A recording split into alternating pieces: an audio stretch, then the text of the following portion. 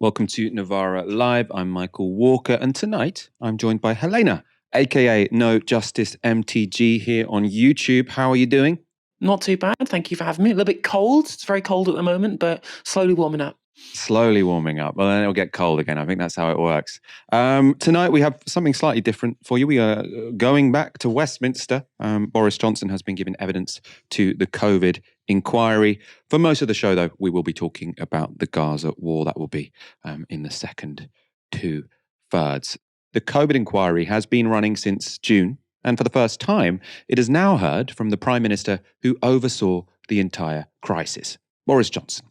The inquiry started with an apology and a protest. Can I just say how glad I am to be at this inquiry, and how sorry I am for the pain and the loss and the suffering sit down. Of please stop. COVID Johnson. victims. Please sit down. Please sit down, or I'm afraid you'll have to leave the hearing room.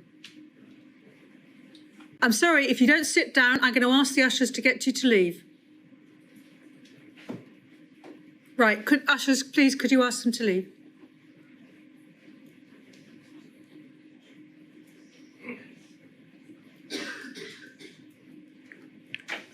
Could I say, by your leave, that I understand the feelings of these victims and their families, and I am deeply sorry for the pain and the loss and the suffering of those victims and their families.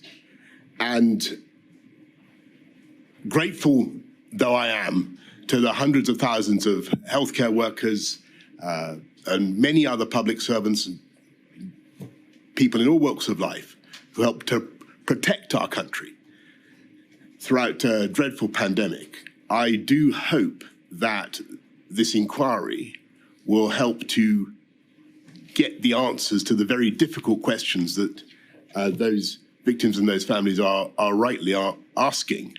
So the reason I started with that particular clip there is because my sort of initial sort of reaction to some of this COVID inquiry, especially when it's a politician in the dock, is that I'm not sure how much I care, right? What we know at this point, we've known it for a very long time, is that Boris Johnson is not a particularly nice guy. His character was not the kind of character one would want for someone to be in charge in a life and death moment like a pandemic. And he's not Prime Minister anymore. I don't think he's going to return as Prime Minister. So, we spent so long talking about Boris Johnson's character, and I don't know if you need, a massive inquiry to tell you the next time a pandemic comes around, try not to have an idiot in charge. There are some very complicated lessons that we need to learn for the next pandemic. That, to me, doesn't seem to be one of them.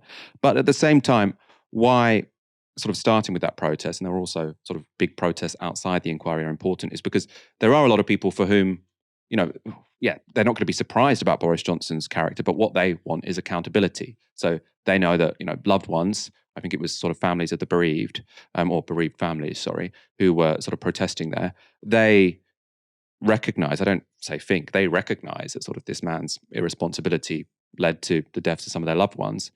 And they aren't bored of hearing about Boris Johnson's character, because for them, sort of having this written down in an inquiry is some form of justice.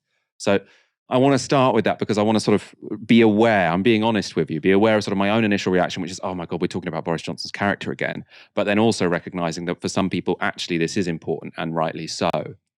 On that note, let's go on to the more sort of concrete questions and answers. So the first questions were about evidence, the evidence that Boris Johnson had or hadn't provided to the inquiry.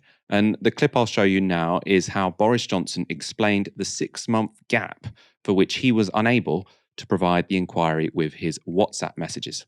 It's something to do with the app going down and then coming up again, but somehow not automatically erasing all the things between that date when it went down and the moment when it was last backed up. So I can't give you the technical explanation, but that's the best I'm able to give. There are two senses in which, I'm actually, it will surprise you, somewhat sympathetic to Boris Johnson there. First, I delete stuff off my phone all the time and I don't know how to get it back. So I actually wiped 6 months off my phone this year because I thought I was turning off Find My iPhone. And in fact, I was returning to factory reset. So I lost every photo I'd taken between March and September. So I'm an idiot when it comes to technology. And Boris Johnson also strikes me as a bit of an idiot when he talks about technology. I have seen people on Twitter say that, no, actually, if you are technically astute, you can work out how to get this back. So I don't believe the guy, but I don't find it completely implausible what he's saying either. The other reason I'm somewhat sympathetic is I would really hate my WhatsApps to be made public, right? And that's not because there's anything on there I'm particularly like ashamed of, but because when speaking among friends, even colleagues, right, you do often speak in a very, in a way where if it's taken out of context can look really heartless and horrible, but is actually, just the way that people who know each other very well speak. So I'm not as sort of outraged about this whole WhatsApp thing as many people are. Obviously, you saw my coverage over COVID. There are many things for which I am outraged at Boris Johnson about. Let's go on to the questioning which went on to reasons for Britain's relatively late entry into a lockdown. Here, Boris Johnson was asked why mass events were allowed to go on even into mid-March. Cheltenham Festival continued the week of the 10th. There was an Atletico Madrid match. Yes. And mass gatherings, sporting events were not, in fact, shut until the following week. Yes, and as with hindsight, as a symbol of the government's earnestness, rather than just as being guided by the science,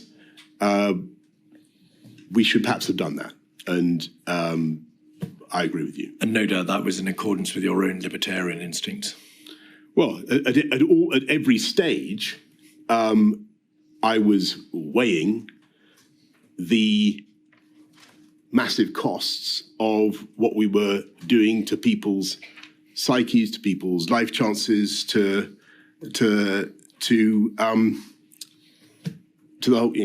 When you talk about an economy, you're talking about people in all walks of life who suddenly can't get to do the thing that they need to do to earn a living, and it's what we were obliged to do was very, very destructive for a lot of people who are least able to bear the costs and least able to manage it. I think, again, in that situation, actually, everything he said there is reasonable. There were real trade-offs. The decision to say, let's go into lockdown or let's close big social events, it wasn't cost-free. At the same time, I mean, we were talking about it at the time, weren't we? Everyone else was doing it. There was this bizarre pretense that what was going on in Italy wouldn't happen in the UK for bizarre reasons. Oh, we don't kiss each other when we meet each other. We aren't quite as old as the Italians. We don't live in multi-generational families. There was a complete, I think, self-delusion that we wouldn't be hit by what was hitting the rest of the world. Obviously, and we have seen people such as Neil Ferguson suggest that 20,000 extra people could have survived that third wave.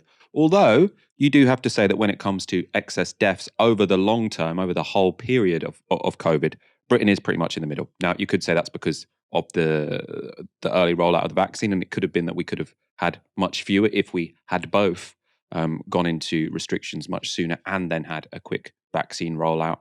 I mean, as I often say, the bit I think is unforgivable from Boris Johnson is what he did in autumn 2020. So in spring 2020, I think he was pretty poor, but he was sort of receiving scientific advice that, wasn't always completely clear. By autumn, he was told, look, you're going to have to introduce some restrictions or we're going to have a catastrophe. He didn't. We had a catastrophe. Let's look at something that was particularly concerning, I think, from this inquiry. So they looked at Johnson's initial reaction to emerging evidence about long COVID. Now, these are Johnson's notes on the government's long COVID review, and he's written bollocks, and he's written, this is Gulf War syndrome stuff. So the implication there being it's all in people's heads. And here's what Johnson said about those notes in the inquiry.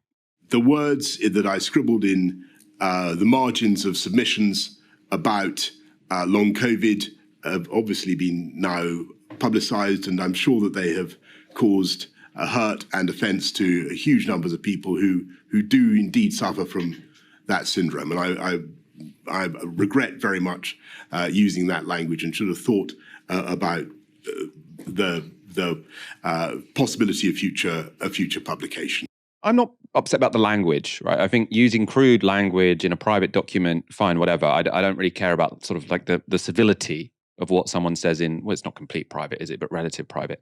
I do think the complete dismissal there of the reality of long COVID was very worrying because, again, this wasn't when it had just first been mentioned in a newspaper, say. This was being written about in a report into long COVID from government scientists. So that didn't suggest that someone was taking this particularly seriously.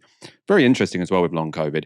This has actually changed how we understand many chronic illnesses. So it's often the case that sort of chronic illnesses, chronic fatigue has often been dismissed as in people's heads because we haven't got a particularly good physiological explanation of why it happens. And I think, the fact that long COVID is so widespread that while there are many different manifestations of it, you have some very consistent symptoms, that has meant that people have said, actually, post-viral fatigue, these very chronic illnesses which exist after an infection, we can't just keep saying they're in people's heads. So there's actually, he was a very flippant and, he wasn't representative of mainstream scientific opinion when he was writing that, but it wasn't completely alien. Lots of people did sort of look at those sort of illnesses and say, oh, it's psychosomatic. And that was so unfair because it added trauma upon trauma. So there were many people who, for decades, right? We've had viruses forever. Post-viral fatigue, you have this sort of double injustice whereby one, it's incredibly difficult to go around your daily business and your doctor can't really tell you exactly why. And then two, many people are saying, this is all in your head. Maybe the reason you're tired is just because, you need to get some counseling. Maybe for some people that is the case. But clearly we now understand that for many people, it is physiological and you can't just talk them out of it.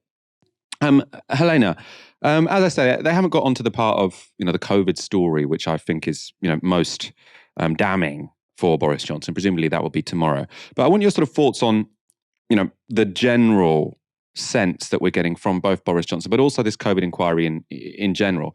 To me, it does seem a little bit like, it's all about seeing the character of politicians who are not even in government anymore. It would have seemed more relevant to me if Boris Johnson was still prime minister to be sort of raking him over the coals in terms of his character.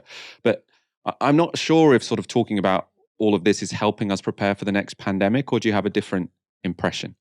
I think that I have some sympathy with your point of view there. And I think a lot of it does feel like salacious gossip, but I don't think that just because they're not in government anymore, the scrutiny of the kind of attitudes these people have isn't warranted. I think that is still warranted because you've got to remember these are still members of the Conservative Party who were inserted into these positions at the best of the people who are currently in government now. So I think that there is broad culpability amongst not just the Conservative Party, but our broader political class as well.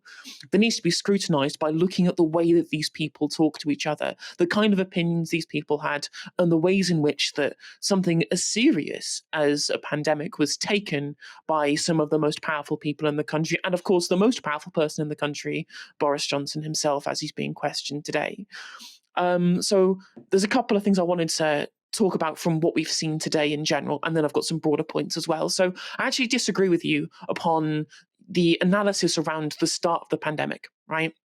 So first of all, with regards to the comments about the economy, we've seen from some of the WhatsApp messages and the kind of language that's been used is that they were very happy, multiple members of the cabinet, Johnson included himself, were very happy to essentially sacrifice people's lives at the altar of the economy, which I don't think is the kind of thinking that, even if we can't hold these people personally accountable for holding these opinions, I think that it's important that we understand this broader point of, should the economy serve humanity or should humanity serve the economy? And I think we finally have the real proof of what happens when the latter is the case and humanity serves the economy and that gets put first, right? In fact, red line go up does not indeed equal world more gooder. That's not indeed a heuristic that you can use anymore, given what we know about what happens when that is what is the driving force behind policy. And when it comes to the actual start of the pandemic, I'm sure I understand these things are difficult. It's difficult to understand exactly what the kind of thing you have to do is when you're, especially your very first time prime minister, you're surrounded by people who are pretty green in terms of their history in government. And this is the first real pandemic that we've seen affect us since Spanish flu. It's been a very, very long time on that. But I don't share a lot of the sympathies that you have when I have so many distinct thoughts and memories of what was happening at the time. So I was working in a call center at the time when the pandemic first started, and I was really hot on the information on this. And I remember vividly remember being incredibly apprehensive, seeing stories coming out of Italy where people were literally sharing houses with the corpses of their loved ones because morticians were so overburdened they couldn't remove the corpses in time. The army had to be brought in to be able to act as the reserve army of morticians. And quite frankly, I think that once you have this news, you have to act. And there were still weeks going on from when this was first announced until we actually had proper action, not just on lockdown. Because I think that whilst lockdown is something that we had to get into earlier anyway, and Jeremy Corbyn pointed that out during this pre-lockdown period. But I think the real crux is border control and how this wasn't used at the start of the pandemic.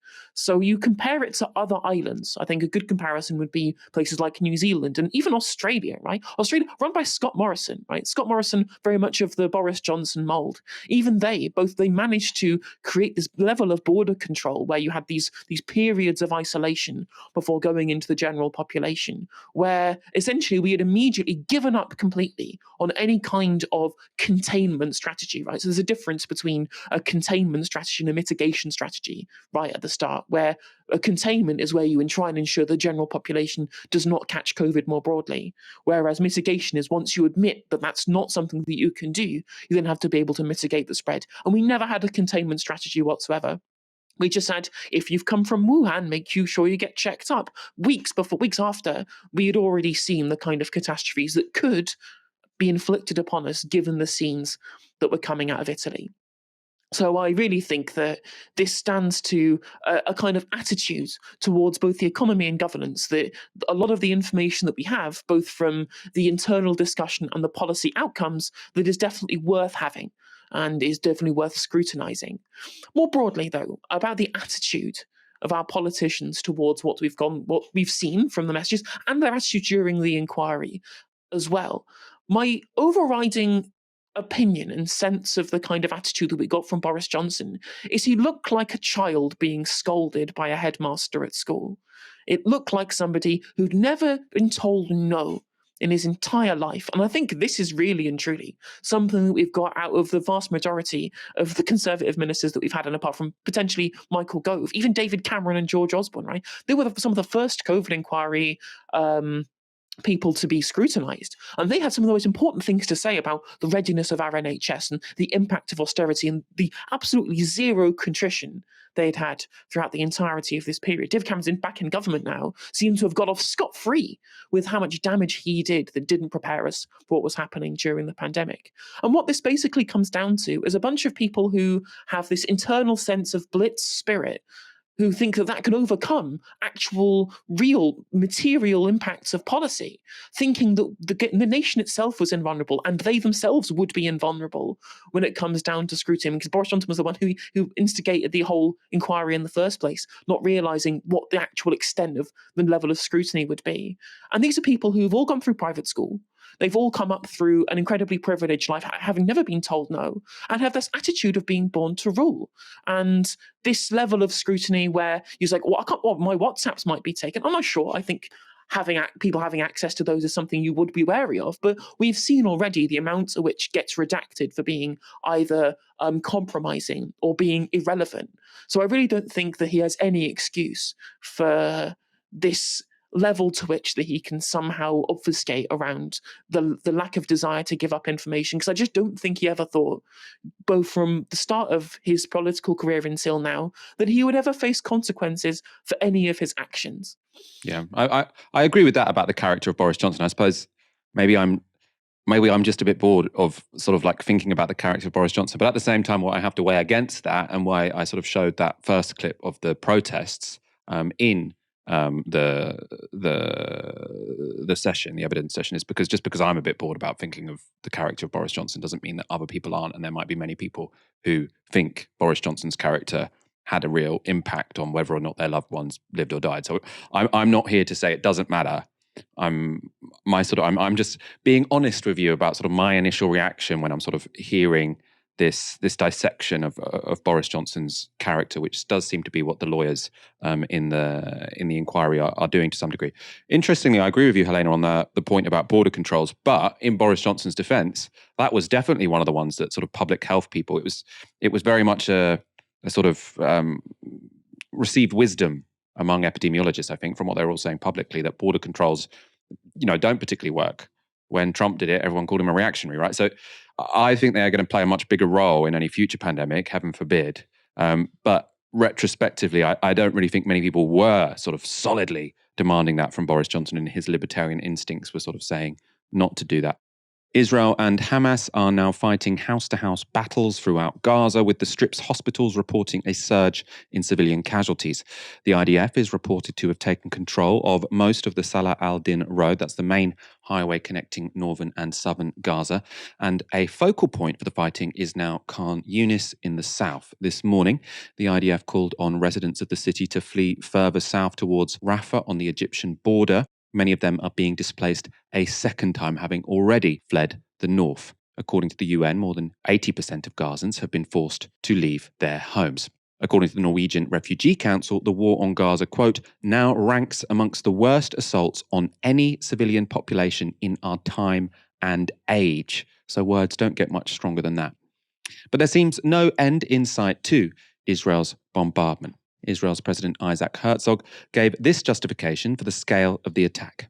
This war is a war that is not only between Israel and Hamas. It's a war that is intended really, truly, to save Western civilization, to save the values of Western civilization. We are attacked by a jihadist network, an empire of evil emanating from Tehran with its forks in Lebanon with Hezbollah, with Hamas in Gaza, with the Houthis in Yemen. This empire is in Iraq, and this empire wants to conquer the entire Middle East. And if it weren't for us, Europe will be next and the United States follows. I remind all about 9/11 and thereafter, meaning there are extreme fundamentalist thoughts that want all of us out, and that's what we are facing, and the world has to understand it. We didn't want this war, God forbid. We went through hell, but we have to defend our people and enable everybody to go back to the region and live in peace. That's what we are doing for the sake of the entire world. Now, that is complete bullshit, right? There is no sense in which Hamas wants to come for the rest of the world, right? It's not ISIS. ISIS did have sort of, to some degree, global ambitions. Hamas is a nationalist organization that wants to free Palestine, right? It's also Islamist, but it doesn't have those global ambitions. So that's just complete nonsense. Also, I saw a tweet about this I found interesting, which is, when Israel gets called a settler colonial country, they say, no, we're not. Only a minority of ours are from European origin. The majority of the population of Israel is actually from the Middle East. And then when they're talking to a different audience, they say, we are the outpost of the West and we are saving you from the barbarians. It's very inconsistent, these two lines you're pushing out. You also might think the mass killing of civilians is a recipe for creating hatred of the West rather than eliminating it, especially when we're unconditionally supporting it. When I say we, the UK, the US, the West in general. And in the West Bank, which is not controlled by Hamas, the brutality of Israel's treatment of Palestinians has been starkly exposed again. We should warn you, this next footage contains violent images that some might find disturbing. Filmed in the West Bank city of Hebron yesterday, it shows three men, now confirmed to be Israeli soldiers, that's by the IDF who confirmed that, surrounding a Palestinian man on his hands and knees. Witnesses say the soldiers demanded identification from the man, which he didn't have.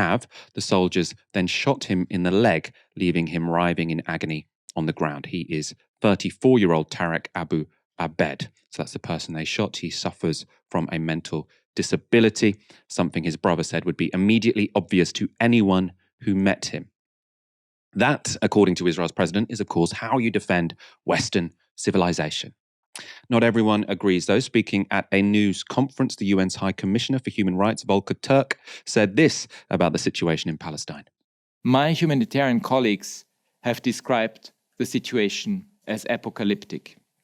In these circumstances, there is a heightened risk of atrocity crimes. Measures need to be taken urgently, both by the parties concerned and by all states, particularly those with influence, to prevent any such crimes. The international community needs to insist with one voice on a ceasefire immediately on human rights and humanitarian grounds. Of course, politicians in the West disagree. Oh, no, we can't possibly have a ceasefire. That would freeze the conflict where it is. We need to let Netanyahu achieve his war aims, which, by the way, if you've read them, is to completely rid Gaza of Palestinians. Right? It's not particularly subtle. It isn't only international humanitarian agencies who are becoming increasingly critical of Israel's military strategy. Last night, released Israeli hostages and representatives of hostages' families met with Israeli Prime Minister Benjamin Netanyahu and the country's war cabinet. According to Haaretz, it didn't go too well for the government. Some of the attendees described the meeting as highly disrespectful, disorganized, and tense, with one telling the cabinet, quote, "If that's how you run such a meeting, I don't know how you run the country." 138 hostages remain in Hamas captivity. One released woman responding to rumors that Israel intends to flood Hamas tunnels with seawater told Netanyahu this about her husband, who is still held by Hamas. He was taken to the tunnels, and you talk about washing the tunnels with seawater. You prioritize politics over the hostages. My husband hurt himself every day until he bled because the situation was hard for him to bear, and now he is alone. God knows in what conditions. Bring them all back. I saw Ari Zalmanovich dying next to me. There are no lives more important than others. Ari Zalmanovich was the oldest of the hostages taken by Hamas. Last month, Hamas said the 86-year-old died of a heart attack following Israeli shelling, but his family say he was murdered by Hamas. Another former hostage aired her concerns about Israel's relentless bombing of Gaza, saying this: "What I see on TV scares me a lot. I see Israeli bombings there, and you have no idea where the captives are. I was in a house surrounded by explosions. We slept in tunnels, and we feared not Hamas, but Israel might kill us. And then it would have been said, Hamas killed you." So that's from a former hostage. Some former hostages also described the conditions they were kept in, underground, short of oxygen, and with tightly rationed food. Another former hostage who had nursed the more elderly Israelis in Hamas captivity described their situation like this: "I left them when they were at a very bad mental state. They know they need to survive, but they're on the verge of losing hope. During our time there, we felt abandoned twice. Once on Saturday, so that's October the 7th, and again during every passing day without our release. Each passing day is a gamble with their lives. Their lives are in your hands." According to the report, Netanyahu told attendees that it wasn't possible to bring all the hostages home in one deal, and said that reports of bombings near the hostages' locations, quote, "pierced his heart." But some family members appear to have lost all faith in his government. One representative told Haaretz this: "It was very difficult to hear from the hostages' descriptions of what they were and are enduring. It is not only the abuse, suffering, and torment they undergo, but also that the IDF airstrikes jeopardize their lives. Together with Netanyahu's statement that there's no proposal on the table to return everyone, it's impossible. Hamas is the one orchestrating this event." Besides putting the hostages at risk, Israel's bombing campaign also seems to be ineffective against Hamas, with one former hostage saying this: "We are humans. They are monsters. They boast about everything they did at appalling levels. They sleep when bombs fall nearby. They keep sleeping. Your bombs don't move them at all." Helena, I want to talk to you about the hostages, because it is, when the first set were released and sort of spoke, not positively, obviously no one's speaking positively about being held hostage, but said, they didn't treat us terribly. Obviously we didn't want to get taken hostage, but they didn't treat us terribly. We are also hearing lots of testimony of people who did say that they weren't treated well. So it does seem like a mixed bag in terms of how people were treated. Obviously, I'm not saying it's a mixed bag in terms of the experience. Being taken hostage is terrible, however well you get treated. But it does seem that, different militants treated people in different ways. And there's almost, a big row about that online. I think people sort of choosing hostages who had a good experience to say, "Oh, these Hamas guys, they're actually really pleasant and nice." And then people choosing the people who had the bad experiences to say, "God, these are human animals." And it's, probably a little bit more complicated than that. I would absolutely agree with your analysis there. I think there is a very mixed narrative that you get coming out of this. But again, at the end of the day, this is a military conflict. I guess military versus a militant group, I guess. And there's going to be a certain level of differing opinions. I mean, there are moderates and there are hardliners within the Hamas Politburo. So there are plenty of different positions people would be able to take, even just within the organization themselves, within the Qassam Brigade, and how they would treat hostages. Again, we have to understand as well that any good treatment that the hostages are going to be getting here are probably not necessarily due to humanitarian grounds, but because it's necessary to treat these people in a manner with which that you can maintain them to still be there to use as leverage, which is what they're there for. But then again, you've got to also say, well, hang on a minute, there's also plenty of the stories that we have already heard. Not that they've been reported on very widely, but we have heard them from Palestinian prisoners in administrative detention without trial being treated horrendously by the Israeli state, right? So I mean, there's plenty of mistreatment of people on all sides.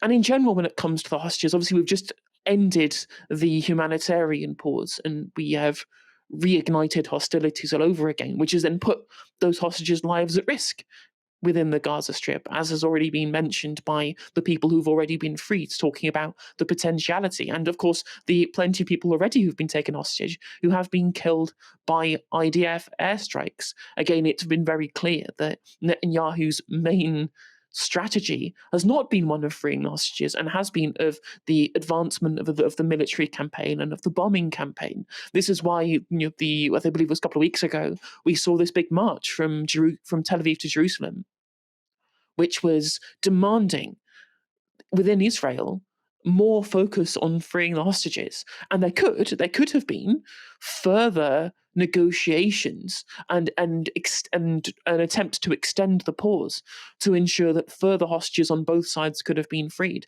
Now there hasn't been at any way that hasn't been moved forward by Netanyahu. He has not had the desire to do that and returned back to the military campaign and has therefore completely nixed continual discussion for hostage release and continually put the lives of hostages who are already in the Gaza Strip further in jeopardy. So this shows you the kind of attitudes that you're getting from people high up within the Israeli administration. Now, speaking of people high up in the Israeli administration, I thought I would touch on those comments from Isaac Herzog around Western civilization, which personally I found very chilling. Right? You made a very good point to point out how this was essentially this civilization versus barbarian narrative, which has been part of the Hasbara narrative from the beginning. It has been very clear in terms of the way they want both Israeli officials and people who are allied to the government of Israel to continue this narrative. It's been part of their explanation of the reasons for why they do what they do, quote unquote, that there is a dichotomy here between the Western aligned civilization of Israel and the non-Western aligned barbarians of the Palestinians. And that has been used as a pretext for not caring about the lives as they are put in jeopardy within this military campaign, as tens of thousands of innocent civilians have now died. Very similar to 9/11, as Isaac Herzog even points out. He's not even hiding that this similar narrative of you're either with us or you're with that or you're with the terrorists, which is used essentially as a smokescreen for continual violations of international humanitarian law, continual war crimes. Again, forced transfer is still a war crime. People just continually forget that this continual forced transfer of individuals within the Gaza Strip that's still a war crime. That's not changed in the last however many weeks.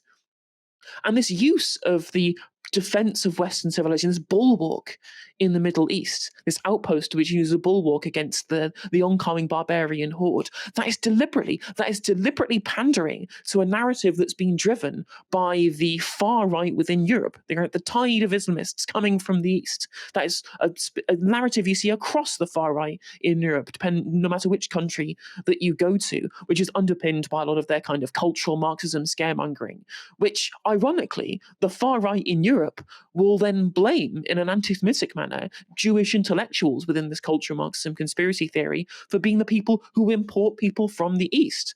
And then on top of that, their strategy otherwise for any potential refugees, as we've heard, is to try and disperse Palestinian refugees amongst European countries. So it doesn't even work to say, oh, well, they're going to come for you next, when they literally are part of their strategy, want these potential refugees who they say are in league with Hamas, because they've been very clear in wanting to not differentiate between Hamas militants and the civilians of Gaza. Those refugees will end up going to European countries. So their own narrative doesn't work. I'd like to finally end this bit by talking about the reason why they're ramping up this rhetoric is because Netanyahu, has been reported in the Financial Times today, realizes he's losing the consent to engage in what he's engaging in within Western countries. He's even said that all of the protests that we're seeing against the war in Gaza is losing Netanyahu's support from Western leaders, right? Antony Blinken, it may seem something small about this new policy around settlers from the West Bank not being returned to the United States, right?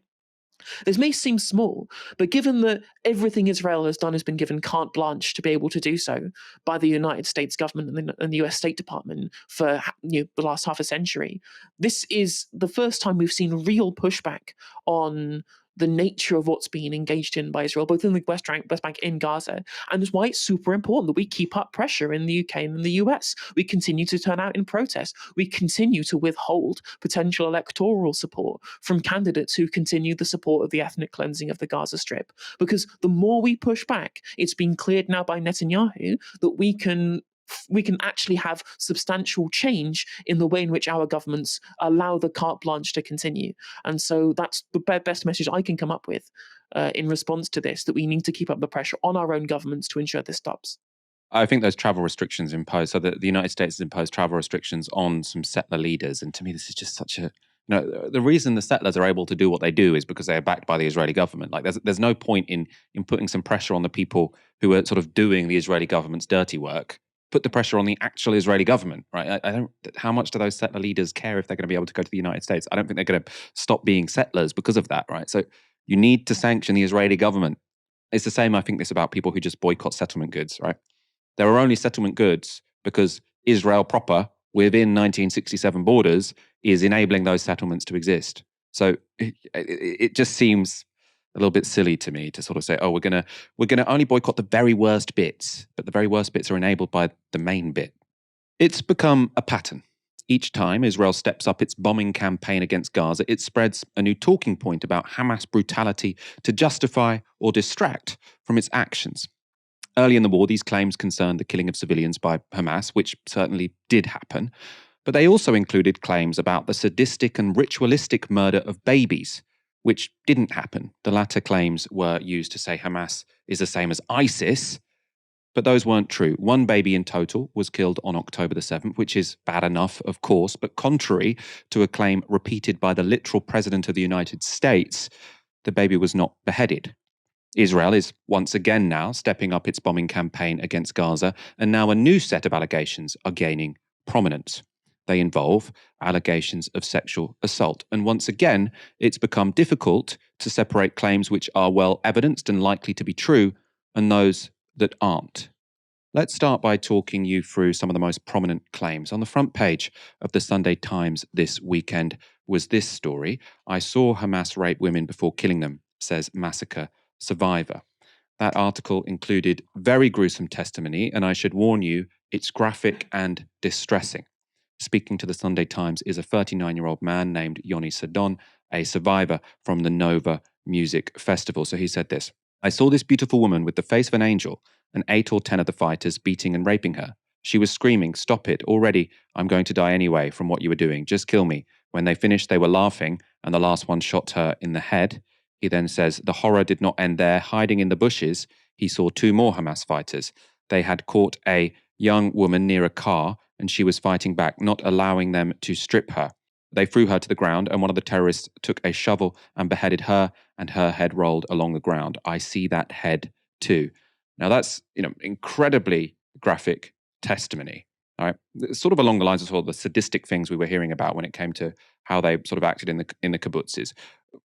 How should we think about this? We will go on to discuss that. It followed a widely shared article by Haaretz English late last week, which said this: the scope of Hamas's campaign of rape against Israeli women is revealed testimony after testimony. And then this important point, the aggregation of evidence collected by Dr. Kuchav El-Kayam Levy and her civil commission presents a horrifying picture that leaves no room for doubt. On October the 7th, Hamas terrorists systematically carried out acts of rape and sexual abuse. So they use this phrase, leaves no room for doubt, and then says systematically carried out acts of rape and sexual abuse. So a very specific claim. And we'll look a bit more into that Haaretz piece in a moment. First, though, let's take a look at some of the politics around all of this, because these stories, have coincided with protests against organizations who are accused of not taking these alleged crimes seriously enough. And the United Nations, in particular, has been in the firing line. U.S. Senator Kirsten Gillibrand, one of many voices speaking at a special session at the UN called Hear Our Voices, Sexual and Gender-Based Violence in the October 7th Hamas Terror Attack. The United Nations must denounce Hamas as a terrorist organization that uses rape as a weapon of war.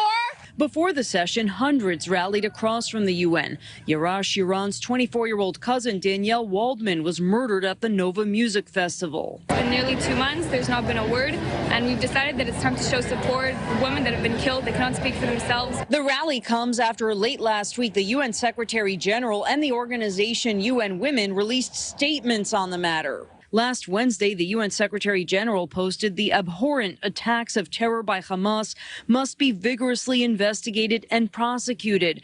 Then late Friday night, UN Women said in part, we unequivocally condemn the brutal attacks by Hamas. We are alarmed by the numerous accounts of gender-based atrocities. This is why we have called for all accounts to be duly investigated and prosecuted. After 8 weeks, the UN Women put one paragraph in a whole message in the middle, remarking, just saying that there was such a thing and acknowledging it, but it's way too little and too late, and we expect much more.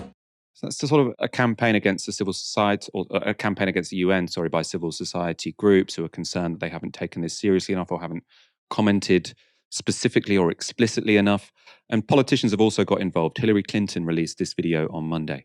As you well know, many women and girls were attacked brutally by Hamas on October 7th, and they have testified to the gender-based violence that they both experienced and witnessed. As a global community, we must respond to weaponized sexual violence wherever it happens with absolute condemnation. Clinton went on to say, quote, "It is outrageous that some who claim to stand for justice are closing their eyes and their hearts to the victims of Hamas." So sort of taking a similar attack line at people who aren't saying the same thing as her, essentially. Benjamin Netanyahu has taken a similar line. You've also heard about sexual abuse and some vicious rapes. But I must say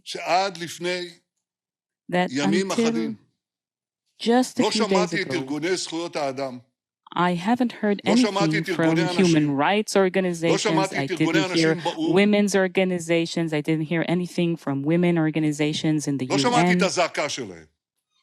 I did not hear their outcry. So I say to them, where are you? Did you remain silent because these are Jewish women? I would like to say this in a language that everybody understands. To the human rights organizations, you've heard of the rape of Israeli women? Horrible atrocities, sexual mutilation? Where the hell are you? I expect all civilized leaders, governments, nations to speak up against this atrocity.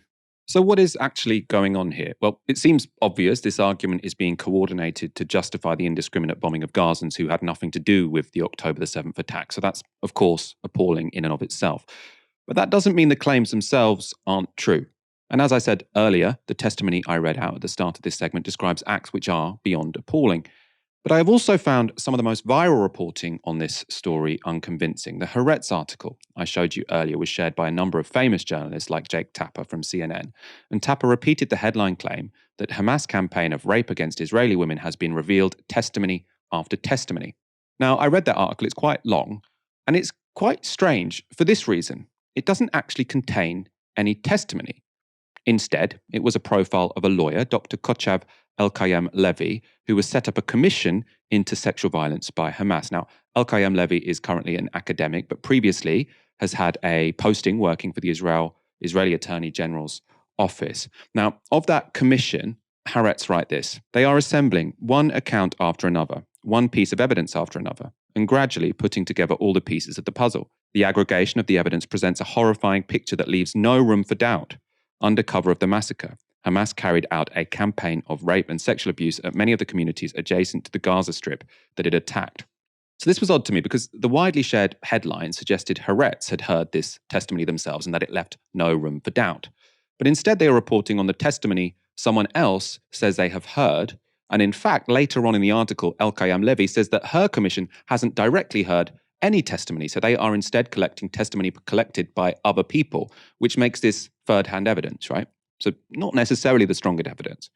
What's also odd in the article is El-Kayem Levy's attitude to evidence itself. So she calls the group UN Women anti-Semitic for accusing Israel of genocide while ignoring allegations of mass rape, and then says this: when a woman is raped, the discourse immediately revolves around evidentiary questions. Is there or is there not evidence of rape? Doubt is cast on the woman, her reliability is questioned, and a question mark is posed as to whether it did or did not happen. This casting of doubt is now directed against us at the collective level. She goes on. Questions are asked like, is there or isn't there semen? Was there or wasn't there a rape kit? Those same female jurists with international reputations who are conducting this discussion apparently do not have a basic understanding of international law. International law does not talk the language of the individual case. My call to them is to look beyond those denial mechanisms. You are facing a bunch of respected women and telling them that shocking crimes were committed here. Am I the one who needs to provide the evidence for the terrorist deeds? What kind of travesty is it that they are imposing the burden of proof on me? She's running this commission. The article is based on her claims, but then she seems kind of annoyed that other people want to see evidence. Now, as I said, obviously evidence shouldn't be available to everyone, but to the specific groups who they are asking to sort of condemn things, seems reasonable for some to be provided.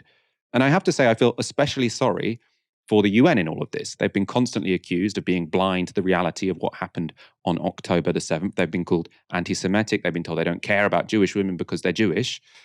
But to me, it seems more like they want a chance to assess what actually happened. Now, this is from a BBC report earlier in the week. An ongoing UN Commission of Inquiry investigating alleged war crimes on both sides of the Israel-Hamas conflict will include a focus on sexual violence carried out during the attacks on the 7th of October. However, Israel has so far not cooperated with the commission, viewing it as biased. Navi Pillay, who chairs the inquiry, said if Tel Aviv did not want to cooperate, her team could still take evidence from survivors and witnesses outside the country. All they have to do is let us in, talking about Israel, she told the BBC, adding that survivors of the attack should be able to get a UN hearing. Ms. Pillay also rejected claims that the UN delayed acknowledging that sexual violence had taken place during Hamas's attacks and said every effort was being made as part of her team's investigations.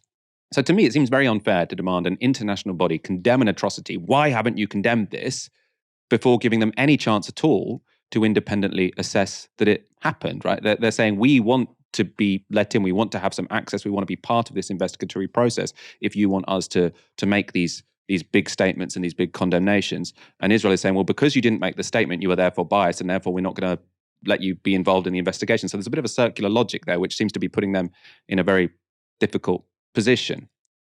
This round of accusations has also had another familiar element when it comes to this war.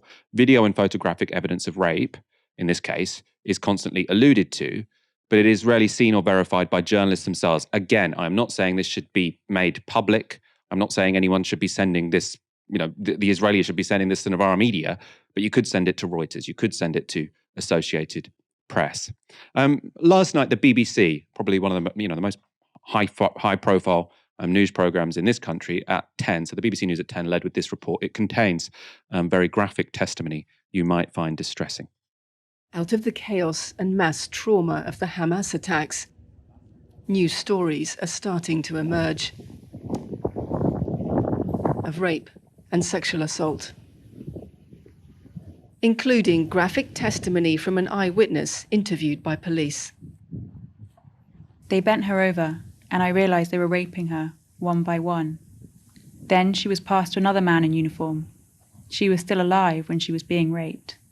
He shot her in the head while he was still raping her. He didn't even lift his pants. They cut off her breast and played with it on the street. The scale of sexual violence here isn't clear. Bodies were mutilated and survivors few. And police admit they're facing a lack of forensic evidence from the site. You can still hear the Israeli bombardment of Gaza and see vast clouds of black smoke hanging over the Gaza Strip. But in the days following the attack, this site was an active combat zone. It was a big enough challenge to collect the bodies, let alone early forensic evidence of sexual crimes. Videos shot by Hamas during the attacks, an early warning. A large blood stain on the trousers of one woman captive. Female bodies piled on trucks, naked or semi-clothed.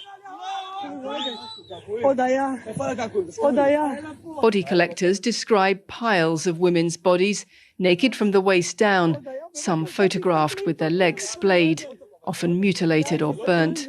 You see the way that it's burned. And those who witness sexual attacks have struggled with what they saw. I spoke with girls that are now, at least 3 girls, that are now hospitalized for a very hard psychiatric situation because of the rapes they watched. They pretended to be dead and they watched it and they heard everything from the side. Some of them want to kill themselves, some can't deal with it. Now, the testimony at the start, that was incredibly distressing. The implication of the blurred images to me is somewhat less clear, but I do think there was some pretty key context the BBC missed out in that last section of the clip we showed you. So the on-screen label pointed out that May Golan worked for the Israeli government, but she was spoken to pretty much like a neutral expert. And she most certainly isn't. So just 7 months ago, Netanyahu caused controversy when he nominated May Golan to be Israel's top diplomat in Israel. It was controversial because she is a self-proclaimed racist. So that Guardian article, of which we just showed you the headline, it says this: Golan made a political name for herself by denouncing African refugees in Israel, calling them Muslim infiltrators, criminals, and rapists. She said many have AIDS, suggesting they were spreading HIV by working as waiters, and demanded they be expelled from the country. If I am a racist for wanting to defend my country and for wanting to protect my basic rights and security, then I'm a proud racist, she said at a political rally in 2013 as a member of the far-right Jewish Power Party, a descendant of the Kark Party that was outlawed under Israeli anti-terrorism laws. Golan's appointment was ultimately deemed too controversial, so instead of a diplomatic job, she was made a minister for women's equality or women's empowerment. I found that interesting that there was no political background given there, even though whenever now the BBC says the death toll in Gaza, they have to say the Hamas-run health ministry to sort of say this is political information, which might not be completely true. Then they've got this far-right Israeli minister who's talked to like she's just a neutral expert. I found that somewhat problematic. As you can probably tell, I don't know what to think about this topic in general. I don't want to make any particularly strong claims. I don't think I have enough expertise in this. What's clear is that the allegations being made are appalling, but that some of the reporting around this topic doesn't seem to be of the highest quality. So it's all incredibly sensitive. And earlier today, I spoke to someone who I hoped would help me make sense of it. Heidi Matthews is Assistant Professor of Law at York University in Canada and specialises in international law, political violence and gender. I began by asking her how she assesses the claims about systematic sex crimes committed by Hamas. The general public doesn't actually really have access to any accounts or direct evidence ourselves, right? And I think that's one of the things that folks are finding a little bit frustrating about some of the claims being made in the media right now. What we do have, though, is a set of information given to us by what's called a civil commission that's been organized by a number of academics and researchers working in the Israeli context, who are working to sort of collate and document for the purpose of creating a public database various kinds of evidence. That evidence, according to the commissioners, involves testimonies, involves evidence being turned over or revealed to them by Israeli police investigative units, also by first responders, news reports, video and audio clips. So it's quite a wide range of evidence, and beyond what the public has sort of been repeatedly invited to view in terms of video evidence. We don't really have access to the full record. I mean, that's not like strange in and of itself. So I will say this: the bottom line is essentially that there's a bunch of evidence being put together by a civil commission in Israel that is distinct from work that's being done by, for example, the Independent International Commission of Inquiry on the occupied Palestinian territory, including East Jerusalem and Israel. And so, on the one hand, we have sort of an Israeli outfit, a non-governmental outfit, yet an Israeli outfit sort of undertaking this work.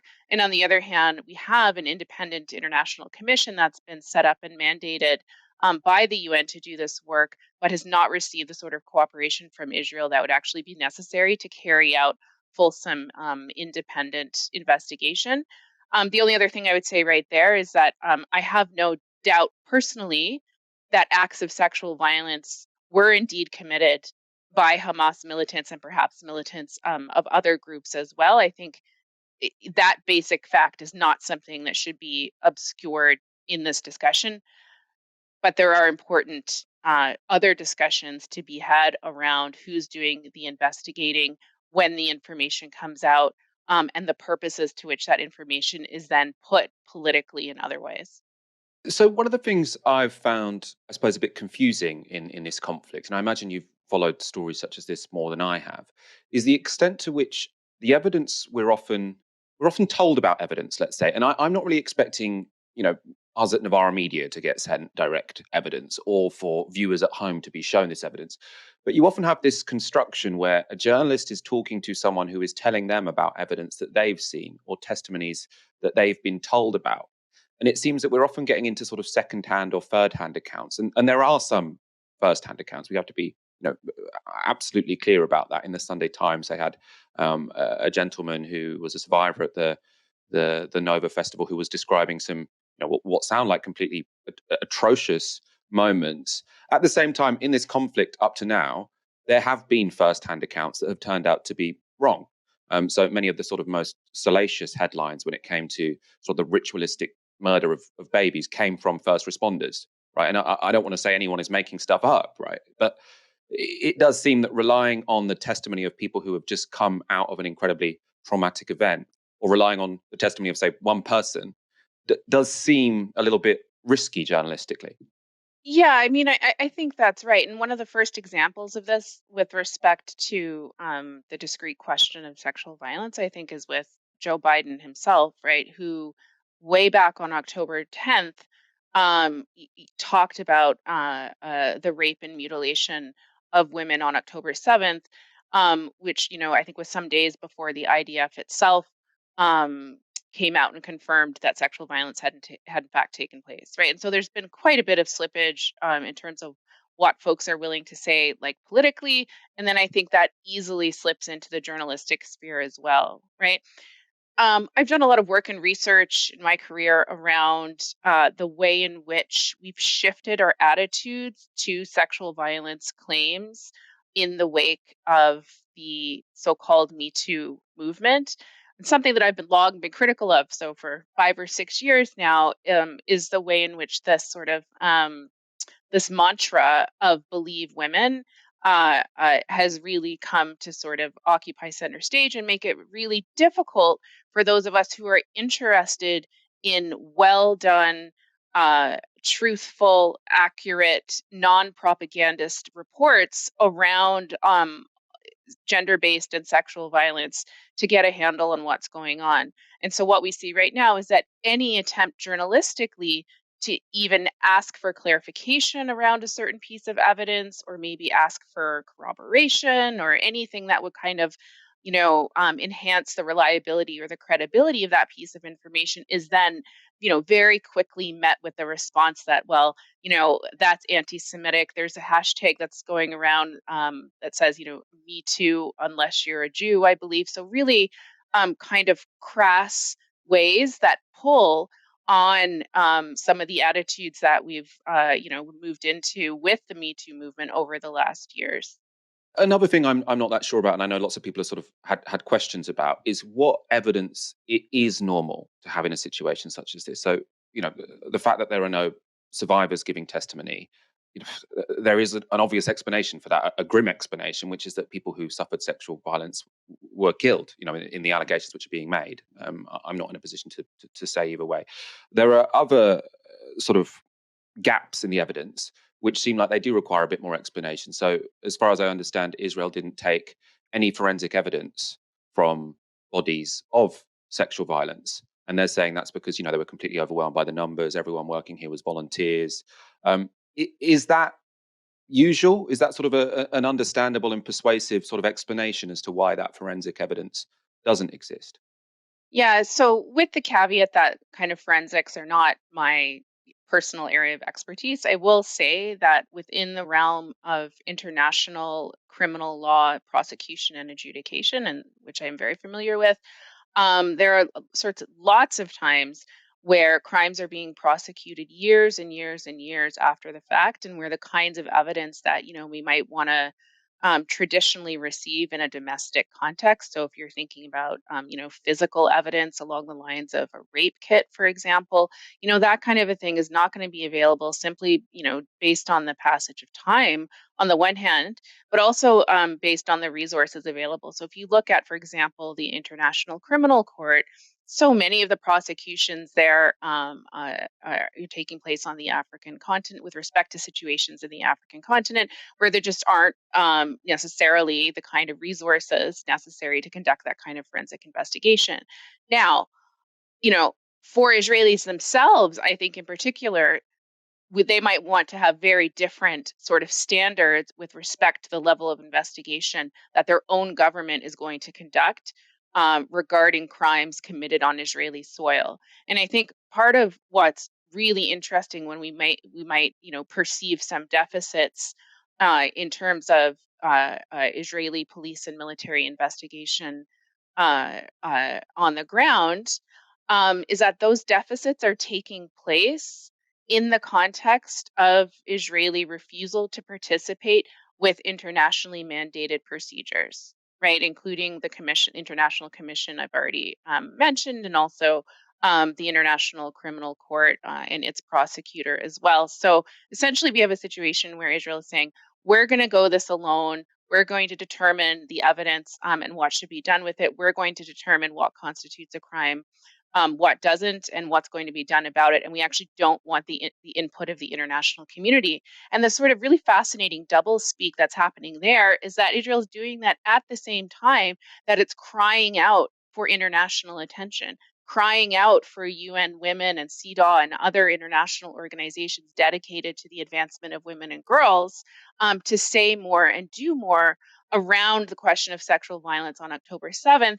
And yet, the government is unwilling to adequately cooperate with the UN, and is also calling the UN sort of defunct and ineffective on the other hand. So there's this really interesting double speak happening there.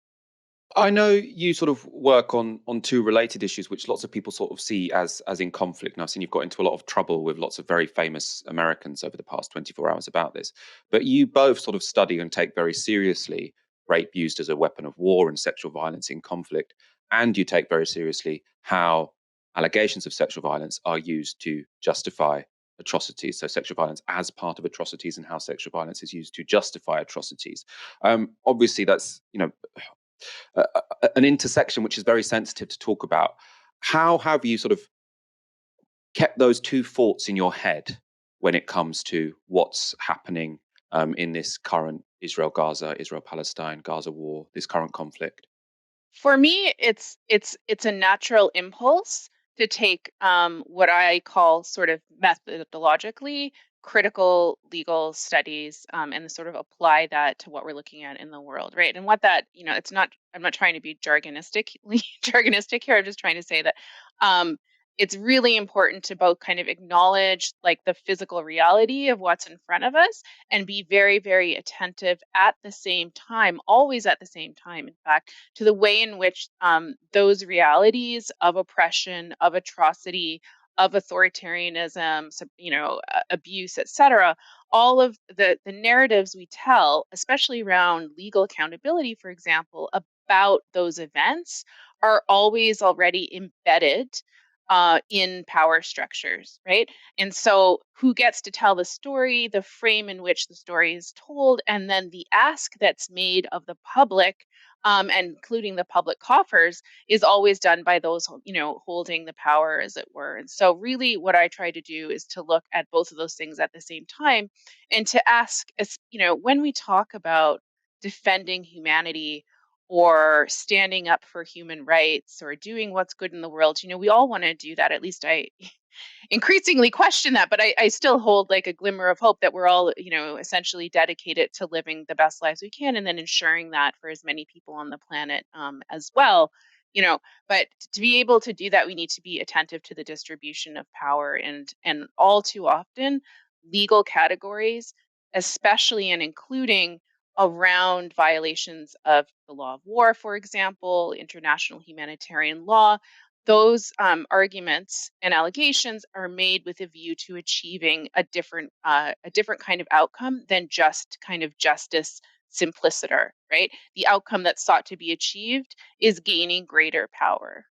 That was Heidi Matthews speaking to me earlier today. As we've been live, Robert Jenrick, Immigration Minister, has resigned. We don't really have time to go into detail about that now. I'm sure it will be a topic for tomorrow's Novara Live. The Tories getting themselves into a pickle over immigration. For now, thank you, Helena, for joining me tonight. Yeah, it looks like it's going to be a fun evening of grabbing the popcorn and watching Rishi Sunak's cabinet revolt yet again. I look forward to it. Thank you very much, as always. It's a pleasure to be here. Yeah, thank you very much, as always. It does get a little bit repetitive, getting out the popcorn to watch a Tory government collapse. We've seen it a few times now. Seems a bit like a rerun. Thank you, of course, everyone, for watching this evening. Come back tomorrow for another live stream from 6 p.m. For now, you've been watching Novara Media. Good night.